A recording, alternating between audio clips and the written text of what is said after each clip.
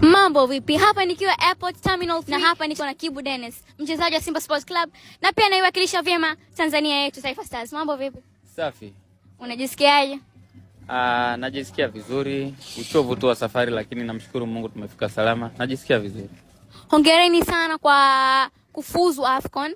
Wewe binafsi unajisikiaje kuiwakilisha Tanzania? Binafsi kwanza nimshukuru Mungu sana kwa nafasi hii.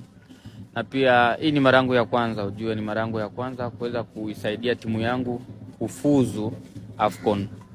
Na namshukuru Mungu sana, ni furaha kubwa sana. Pia nategemea kama nimeanza hivi hata World Cup pia kufuzu inawezekana. Kwa hiyo binafsi namshukuru Mungu sana kwa hichi kilichotokea. Wa mashabiki wao wanasema kwamba muda mwingine unawa disappoint, muda mwingine unawafurahisha. Ile kwako limekaaje? Mimi kuhusu mashabiki sina la kuongea kwa sababu mimi napambana mimi kama mimi.